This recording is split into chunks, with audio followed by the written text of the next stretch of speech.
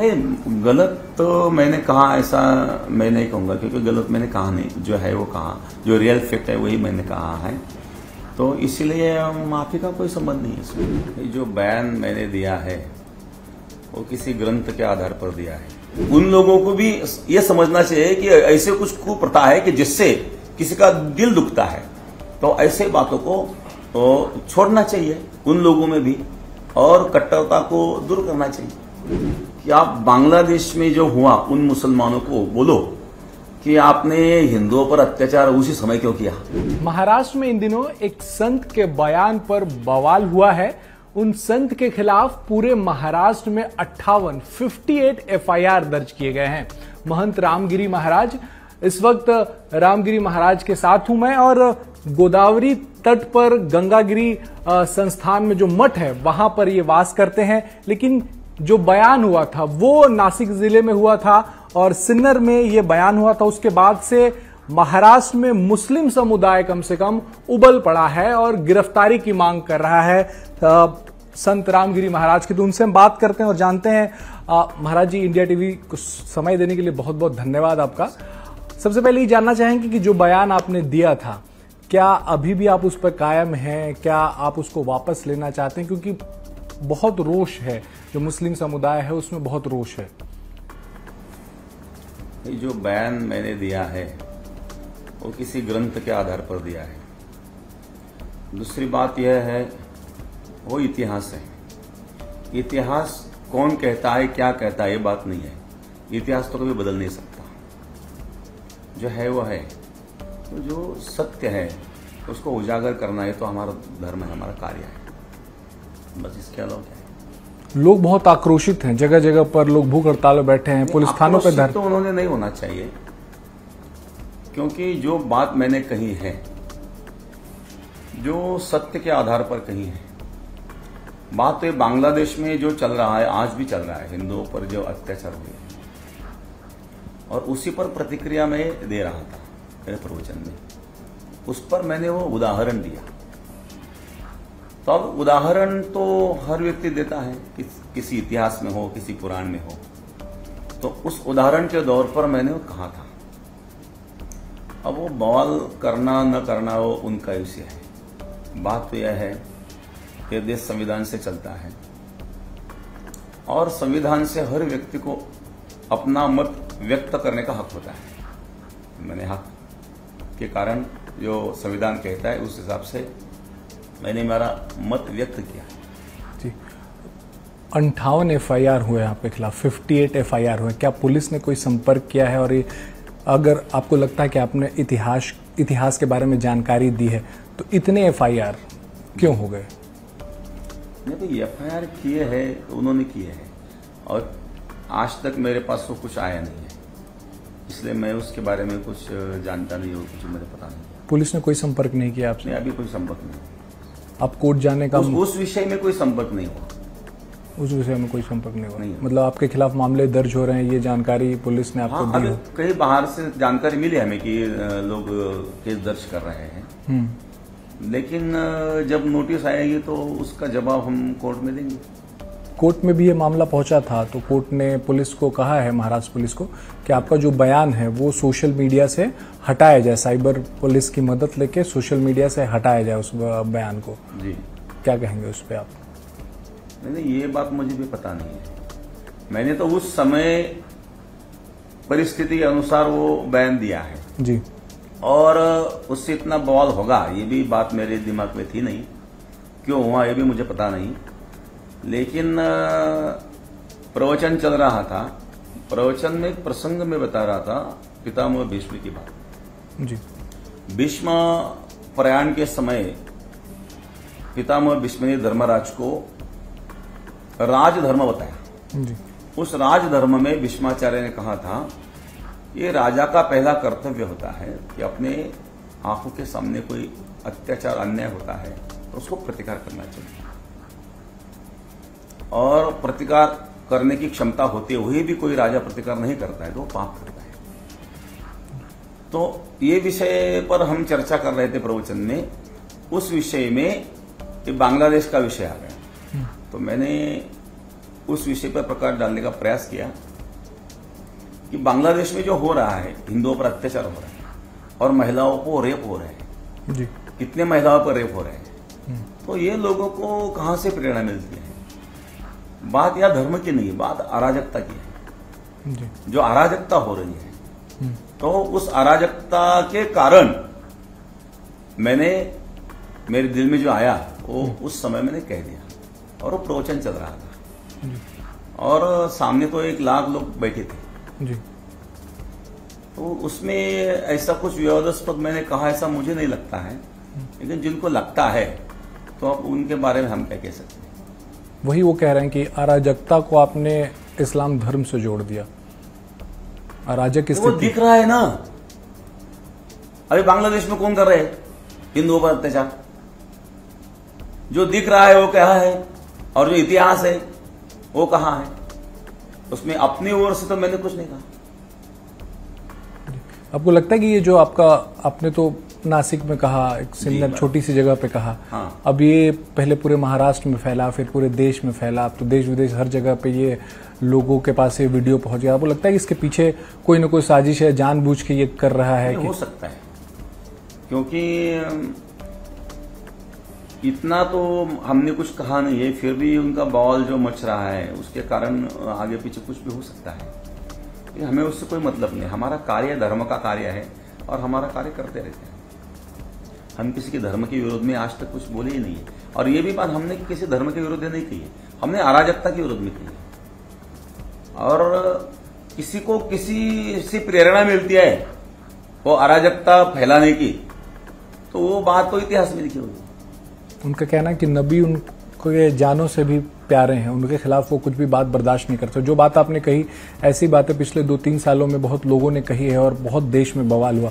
तो आपको कहीं लगता नहीं है कि वहां पे थोड़ा सा रोक लेना चाहिए था आपको? क्योंकि पूर्व में हमने देखा 2-3 साल में बहुत ज्यादा इसको लेके देश में बवाल हुए, अलग अलग जगहों पर हमने देखा कि हत्याएं तक हुई हैं इसको लेके और देश में माहौल खराब हुआ। तो आपको लगा कहीं रोक लेना चाहिए, कुछ ज्यादा बोल गया? माहौल की नहीं है, यदि कोई बात कहीं लिखी हुई है तो कोई न कोई बोलेगा ना, जो पढ़ेगा तो भी वही शब्द उनके मुंह से निकलेंगे।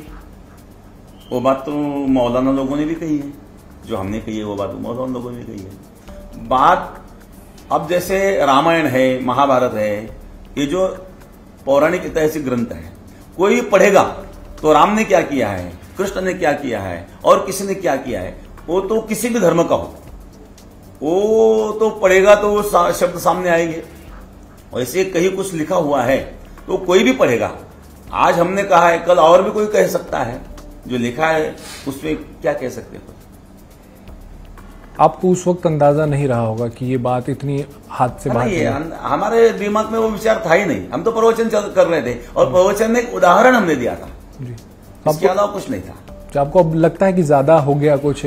आपको लगता है कि जो आक्रोशित होने लगे उनको शांत करने के लिए कुछ आपके तरफ से मैसेज एक जाना चाहिए? मेरा तो मैसेज यह है कि मैं मुस्लिम भाइयों को भी कहूंगा कि आप ऐसा आक्रोश मत करो, ये आपकी भी जिम्मेदारी है कि यदि आप लोगों में कोई अराजकता करने वाले लोग हैं तो उसको कंट्रोल करना आपका कर्तव्य है। हिंदुओं में यदि कोई अराजकता करने वाले लोग हैं तो हम लोगों का भी कर्तव्य होता है कि हम उनको समझाएं, वैसे आप लोगों को भी एक अपना कर्तव्य है कि उन लोगों को समझाएं। सर तन से हाँ जी बताएं आप। जो बात हर किसी में अच्छे बुरे लोग रहते हैं, बिल्कुल, बाकी जो लोग हैं अभी अपने हिंदू धर्म में भी ऐसी कुछ बातें थी जो कुप्रथाएं लगती थी किसी को, तो उस समय लोगों ने मान लिया कि कुप्रथाएं उनको छोड़ दी जी। यदि उन लोगों को भी ये समझना चाहिए कि ऐसे कुछ कुप्रथा है कि जिससे किसी का दिल दुखता है, तो ऐसे बातों को छोड़ना चाहिए उन लोगों में भी और कट्टरता को दूर करना चाहिए। लेकिन उस बयान को लेकर कोई खेद प्रकट नहीं करना चाहते आप? नहीं, बयान तो हमने गलत दिया ऐसा हमें लगता नहीं, हम खेद क्यों, और हमारा उद्देश्य भी नहीं है ऐसा कुछ करने का, कहने का। अभी कोई उसका अर्थ कुछ लगाएंगे तो हम क्या करेंगे। आपके खिलाफ सर तन से जुदा के नारे भी लग रहे हैं। पुणे में आपके खिलाफ FIR के लिए लोगों ने जुलूस निकाला था, उसमें कुछ ऐसे तत्व थे जिन्होंने ये नारे लगाए, इस तरीके के नारे लगाए। तो अभी यह देश तो संविधान से चलता है, बाबा साहेब द्वारा लिखित संविधान पर हमारा पूरा भरोसा है। देश की न्याय व्यवस्था पर भी भरोसा है। महाराष्ट्र सरकार पर भी भरोसा है, क्योंकि सरकार ने भी हमको यहाँ सुरक्षा दी हुई है। बिल्कुल। तो फिर जो चल रहा है, तो भगवान की सेवा हम कर रहे हैं, भगवान की कृपा है जी।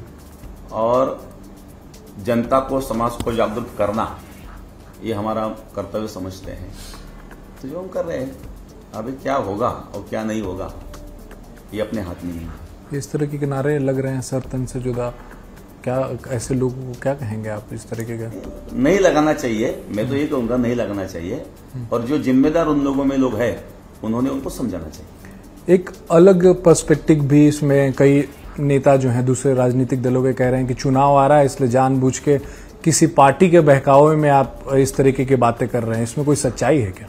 नहीं, ऐसा कहने वाले जो लोग हैं ना, उन लोगों को मैं ये कहना चाहता हूं कि आप बांग्लादेश में जो हुआ उन मुसलमानों को बोलो कि आपने हिंदुओं पर अत्याचार उसी समय क्यों किया, हमारे इलेक्शन आ रहे हैं। बात तो इलेक्शन की थी नहीं, और हम तो पूरे राजनीति से परे हैं जी।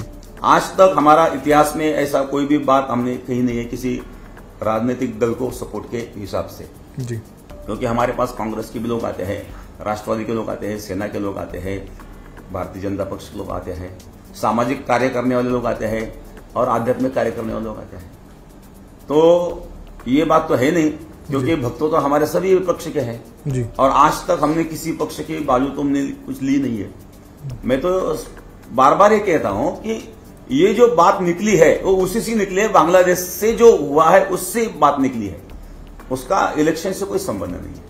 ये बात इसलिए विपक्षी दल के नेता कह रहे हैं क्योंकि उसी सप्ताह में, जिस सप्ताह में आपने ये कहा था, जो जिसके बाद विवाद हो गया, उसी सप्ताह में मुख्यमंत्री आपके मंच पे आए। उन्होंने कहा कि आपके केस को भी कोई छू नहीं सकता, आपके बाल को भी कोई छू नहीं सकता, बाल बांका नहीं कर सकता।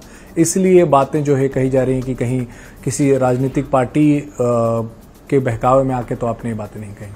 नहीं, हमारे यहाँ सप्ताह में हर साल लोग आते हैं जी, और सभी पक्ष के लोग आते हैं। मुख्यमंत्री भी बहुत बार आ चुके हैं, केंद्रीय मंत्री आ चुके हैं, और हर पक्ष के लोग आ चुके हैं।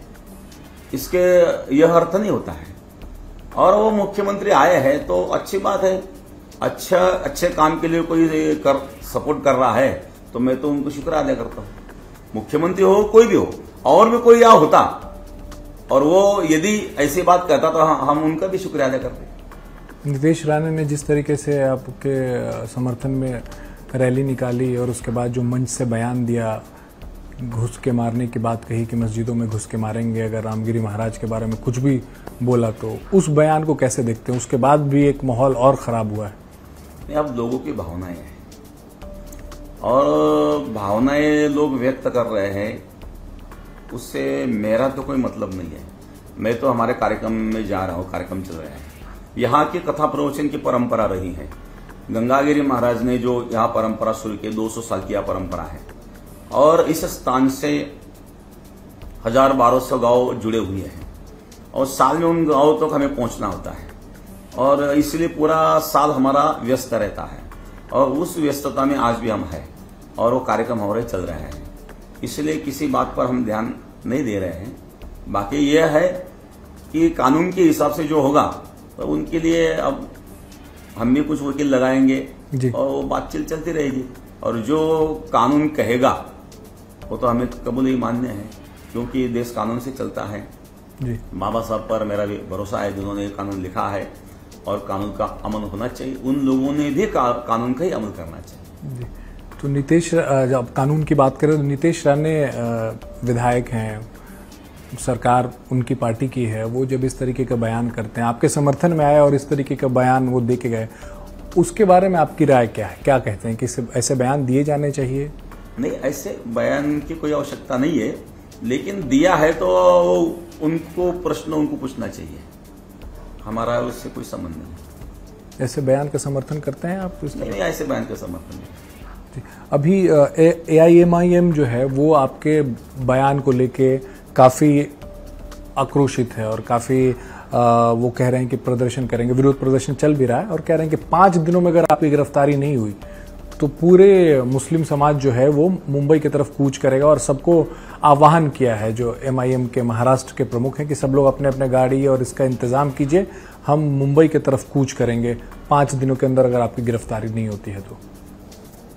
अपनी ऐसा उन्होंने नहीं करना चाहिए, क्योंकि गिरफ्तारी यदि ऐसा कुछ कहने से गिरफ्तारी होती है तो हर रोज कितने लोग की गिरफ्तारी होगी। उनके मौलाना भी कुछ बयान दे देते हैं तो उनको भी गिरफ्तारी होनी चाहिए। वो अकबरुद्दीन ओवैसी ने जब एक बार बोला था कि 15 मिनट के लिए सब हटा दो, तो ये वो भी तो भड़को बयान था जी, तो उनकी कहाँ गिरफ्तारी हुई जी। तो ये इस देश में व्यक्ति स्वतंत्रता है, अपना मत व्यक्त करने की स्वतंत्रता है, वो मत मैंने व्यक्त किया है। वो लोग क्या प्रतिक्रिया दे रहे हैं उससे हमें कोई लेना देना नहीं। वो कह रहे हैं कि आप अभी उनका कह रहे हैं कि आप थोड़ा अपना ध्यान रखिए, कुछ भी हो सकता है आपके खिलाफ। महाराष्ट्र को आपकी सुरक्षा Z+ कर देनी चाहिए। वो ये भी साथ में कह रहे हैं कि महाराष्ट्र सरकार भी आपके साथ कुछ करवा सकती है और बाद में इल्जाम उनके ऊपर डाल सकती है। ये तमाम बातें उनकी तरफ से कही जा रही हैं। नहीं, ऐसा कुछ नहीं है, मुझे तो नहीं लगता ऐसा कुछ। सुरक्षा आपकी बढ़ाई गई है, ये पूरा विवाद सुरक्षा है, पर्याप्त सुरक्षा है। पर्याप्त सुरक्षा है आपको? हाँ, जो सुरक्षा है उसके मैं संतुष्ट हूँ। अच्छा, कोई भी पुलिस की तरफ से इन 58 FIRs को लेकर आपके तक कोई संपर्क नहीं किया गया? पुलिस की तरफ से कोई संपर्क नहीं हुआ इस बात में। 58 FIR है, इसमें गिरफ्तारी भी हो सकती है, जो धाराएं लगी हैं उसमें। तो क्या आप इसके लिए तैयार हैं कि गिरफ्तारी आप देने के लिए तैयार हैं अगर पुलिस आती है आपको गिरफ्तार करने? तो जब सन्यासी बनकर के भगवा पहन लिया है तो ये तो हमारा जीवन ही त्याग में है। सन्यास ये अग्नि का वस्त्र है, जिन्होंने अपना सब कुछ जला दिया है। वो तो जीवन समाज के लिए है, भगवान के लिए है, अपने लिए तो कुछ नहीं है। हमारा जीवन अपने लिए है ही नहीं, तो इसीलिए हमें उसका कुछ लगता नहीं है। कानून के हिसाब से जो होगा हम उसके लिए तैयार हैं। क्या कोर्ट जाएंगे पहले आप? क्या आपको गिरफ्तारी से बचने के लिए एंटीसिपेटरी बेल, अग्रिम जमानत की बात होती है, तो क्या उसके लिए अप्रोच करेंगे आप कोर्ट को? नहीं, जो परिस्थितियां सामने आएगी उसका सामना करेंगे। जी, ये जो प्रवचन आप दे रहे थे उसमें शायद भी आप हिंदुओं को एकजुट करने की बात कह रहे थे, क्या है? मैंने ये कहा था कि जो बांग्लादेश में हुआ है, यदि हम एकजुट नहीं होंगे तो कल यह हमारे ऊपर भी हो सकता है।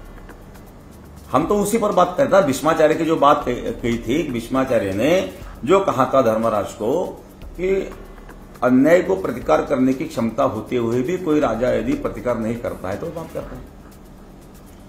तो यदि हमारे ऊपर कोई अन्याय होते हैं तो हम मुख दर्शक बन के नहीं रहना चाहिए, और जो सज्जन मुख दर्शक बन के रहता है तो बाद में वो उसी का शिकार बनता है। जो जहां जहां ऐसी कुछ बातें हुआ है, तो ये समझा रहा था मैं उसमें। इस मठ के बारे में थोड़ा बताइए, आप अपने बारे में बताइए कि क्या क्या कार्य होता है यहाँ से, धार्मिक कार्य के अलावा सामाजिक कार्य क्या होता है, क्या इसका इतिहास रहा है, इस जगह के बारे में थोड़ा बताएं। 200 साल की ये परंपरा है। गंगागिरी महाराज ने उस परंपरा को प्रारंभ किया। गंगागिरी महाराज नाम के जो संत थे तो यहाँ एकांत में वो साधना करते थे जी। यहाँ माँ गोदावरी के बीच में यह द्वीप बना हुआ है, और यहाँ तो पहले तो हमेशा नदी बहती थी, अंदर कोई नहीं आता था और एकांत था। अकेले महाराज जी योग साधना करते थे, महाराज योगी थे। और साधना पूरी होने के पश्चात उन्होंने एक निर्णय लिया कि हम अब एकांत में नहीं रहेंगे, हम समाज में रह करके समाज का प्रबोधन करेंगे। तो उस समय तो मुगल शासन था। उस समय गंगागिरी महाराज ने जब भूखमरी होती थी तो अन्नदान प्रारंभ किया। कोई गरीब लोगों को मिष्टान्न मिलता नहीं था तो उनके लिए व्यवस्था की। कोई व्यसनाधीन लोग थे, उनको व्यसन से मुक्त किया। और तमाशा में लोगों को ज्यादा रुचि थी तो उनकी तमाशा से रुचि कम करके भजन में उनकी रुचि बढ़ाई और गांव गांव में भजनी मंडल बनाए। मैं बहुत आनंद से बात कहता हूं कि आज अपने गंगागिरी महाराज के सप्ताह में जो भजन गाने वाले लोग होते हैं 8 से 10 हजार लोग सब मिलकर के भजन गाते हैं 7 दिन अखंड भजन चलता है खड़े रह करके। तो उसका गिनीज बुक में भी वो लिखा हुआ है, नोंद हुआ है उसका गिनीज बुक में कि 10,000 लोगों का 168 घंटे का अखंड भजन, ये बात गिनीज बुक में नोंद हुई है। और एक सप्ताह मैंने किया था 2016 में, जिस दिन हमारा सप्ताह का समापन था उस दिन 15 अगस्त का दिन था। मैंने सोचा आज स्वतंत्र दिन है तो ऐसा कुछ नया करेंगे जिससे हमेशा याद रहेगा। तो उस दिन मैंने 1.5 लाख युवाओं को व्यसन मुक्ति की शपथ दिलाई थी। 1.5 लाख युवाओं को व्यसन मुक्ति की शपथ दिलाई। तो उस का परिणाम बहुत अच्छा हुआ और ये भी नॉन गिनीज बुक में हुआ है। तो ऐसा जो कार्य चल रहा है वहां आध्यात्मिक कार्य चलता है या कुछ अंध लोग रहते हैं। अच्छा। और गंगागिरी महाराज के समय से ही वो रहते हैं और कुछ आते रहते हैं कुछ जाते रहते हैं, यहां भी रहते हैं। तो यहां अखंड वीणा चलता है, अखंड वीणा भजन। आप वहां मंदिर में सभा मंडप में देखेंगे तो एक आदमी आपको दिखेगा वीणा बजा रहा है, भजन गा रहा है। तो उस समय से वो अखंड भजन चल रहा है। तो वीणा बजाने का काम ये अंध लोग, सूरदास लोग करते हैं। अच्छा। तो उनके रहने की, भोजन की सब व्यवस्था संस्थान की ओर से होती है। तब से 200 साल से वो भजन चल रहा है। बीच में जरा भी कभी नहीं, वो कभी बंद नहीं, अखंड 24 घंटा, अखंड है, अखंड 24 घंटा हरिनाम, कभी खंडित नहीं, कभी खंडित नहीं।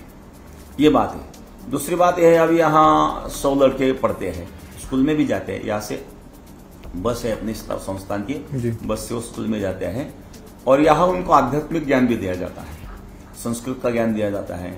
कोई किसी को संगीत की रुचि है तो उनको मृदंग सिखाया जाता है, उनको गाना सिखाना जाता है, गाना बजाना, भजन गाना, बाकी दूसरे गाना नहीं। जी जी। तो भजन गाना वो सीखते हैं, संस्कृत सीखते हैं और स्कूल की पढ़ाई भी करते हैं। तो ऐसे विद्यार्थियों की व्यवस्था अपने संस्थान से होती है।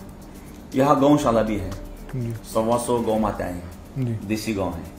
अब देसी गौ को लोग संभालते नहीं है तो उनकी सेवा, यहाँ गौ माता की सेवा भी अच्छी तरह से होती है। यहाँ अन्नदान चलता है, कोई भी यहाँ आता है तो प्रसाद पाकर ही जाता है। तो ये अन्नदान का भी कार्य यहाँ चलता है। और गांव-गांव में समाज प्रबोधन का कार्य वो तो 200 साल से चल रहा है जी। गुरु महाराज की परंपरा हम चला रहे हैं। आप कब जुड़े? आप मतलब गंगागिरी महाराज के बाद कितने लोग हुए उनके उत्तराधिकारी? आपका नंबर कौन सा है और आप कब जुड़े और कब आप यहाँ के महंत बने इस मठ के? गंगागिरी महाराज के पश्चात दत्तगिरी महाराज, नाथगिरी महाराज, सोमेश्वरगिरी महाराज और नारायणगिरी महाराज, हम छठे हैं। गंगागिरी महाराज पकड़ के उस यदि हम छठे महंत हैं। तो ये 5 पीढ़ियां हो चुकी हैं आज तक। और गंगागिरी महाराज के पश्चात जो भी ये सब महात्मा हुए हैं वो सब कथा प्रवचन करने वाले ही हुए हैं, समाज प्रबोधन भी उन्होंने किया है जी। और उसका परिणाम ये जो इलाका है, 3 जिले में ज्यादा हमारा जाना आना होता है, नासिक जिला हो, संभाजीनगर जिला और अहमदनगर, तीनों जिले में ये कार्यक्रम चलते हैं। तो ऐसे 5 महात्माओं ने समाज जोड़ने का काम किया और आज तक यही परंपरा चली आ रही है। फिर से थोड़ा सा विवाद जो हुआ है उस पर आते हैं। कई ऐसे भड़काऊ हम लोगों को देख रहे हैं कि जो आपके बयान को लेके अपने समाज को, कई वीडियो ऐसे वायरल हैं, कई जो मुस्लिम युवक हैं वो लोगों को भड़का रहे हैं, लोगों को थाने में ले जा रहे हैं, वो भड़का रहे हैं। आपको लगता है कि इस आपने जो कहा उसके पीछे वो अपनी रोटी सेक रहे हैं और अपने को पब्लिसिटी दिलाने की कोशिश कर रहे हैं? पब्लिसिटी, सस्ती पब्लिसिटी दिलाने के लिए ये कर रहे हैं, नहीं तो ऐसा कुछ नहीं है। मैं तो कह रहा हूं कि उन लोगों में जो लोग हैं, अच्छे लोग हैं, उनको समझाना चाहिए ऐसा ना हो। आपको हम किसी के धर्म के विरोध में नहीं है, हम तो एक अराजकता के विरोध में वो बात कर रहे थे और वो चर्चा हो गई जी। आप उसमें क्या है, हमारा उद्देश्य ये कुछ राजनीतिज्ञ लोग जो कह रहे हैं उसका भी मेरा कोई संबंध नहीं है। मैंने तो पहले से ये कहा है कि जो भी कोई राजनीति लोग है वो उनका गैर अर्थ करने का प्रयास कर रहे हैं, उन्होंने नहीं करना चाहिए। हम राजनीति से दूर हैं। लेकिन आप उस बयान पे टिके हुए हैं, मतलब हाँ, कई लोग ऐसे कह रहे हैं कि महंत जी माफी मांग लें, महंत जी अब खेद प्रकट कर दें कि नहीं, मैं जो कहा हमने गलत कहा, तो ये माहौल शांत हो जाएगा। नहीं, गलत तो मैंने कहा ऐसा मैं नहीं कहूंगा, क्योंकि गलत मैंने कहा नहीं, जो है वो कहा, जो रियल फैक्ट है वही मैंने कहा है, तो इसीलिए माफी का कोई संबंध नहीं है इसमें। बॉम्बे हाई कोर्ट ने भी लेकिन आपकी जो बयान है उसको हटाने को कहा है, सोशल मीडिया जहां पे है सब हटाया जाए उसको। कोई बात नहीं, बात तो है हमारा 1.5 घंटे का प्रवचन है वो, उसमें से वो क्लिप निकाली गई। किसी को कुछ करना था और दिखाना था, वो बात अलग है, किसने निकाली गई हमें कोई पता नहीं। हमारा प्रवचन तो 1.5 घंटे का है, और उसमें तो हमने सब अध्यात्म, वो पूरा सुनेंगे तो समझ में आएगा, 1-2 मिनट में क्या समझ में आएगा। आपको लगता है किसी ने अपने फायदे के लिए उतना ही क्लिप निकाला है और उसको वायरल किया? बस अपने फायदे के लिए वो क्लिप निकाल करके वायरल किया है, और उस क्लिप के कारण वो हो रहा है। यदि उसमें से कोई 20-25 मिनट का भाग वो निकालते तो भी वो समझ में आया, क्योंकि मैंने उसमें वो भीष्माचार्य की बात भी बताई थी, मैंने वो बांग्लादेश की बात बताई थी, तो उस संबंध में एक उदाहरण हमने वो दिया था, बस इतना ही था। AIMM के नेता जो आपको कह रहे हैं कि थोड़ा आप डरिए, डर के रहिए, कुछ भी हो सकता है आपके साथ, तो आपको लगता है कि आप डर के रहेंगे? आप नहीं, संतों को किस बात का डर है? भगवान है, भगवान के लिए जिन्होंने सर्वस्व का त्याग किया है, तो इस दुनिया में भगवान नाम की भी कोई एक शक्ति है और उनकी कृपा है, और यदि जो होना है वो होना है, उसे डरने की क्या बात है। लोग कह रहे हैं कूच करेंगे, तो आपको लगता है कि जब यहाँ से औरंगाबाद से लोग निकलेंगे, संभाजी नगर से निकलेंगे मुंबई जाने के लिए, तो आपको लगता है माहौल खराब हो सकता है रास्ते में? होना नहीं चाहिए, मैं तो उनको समझा रहा हूँ कि ऐसा मत करो।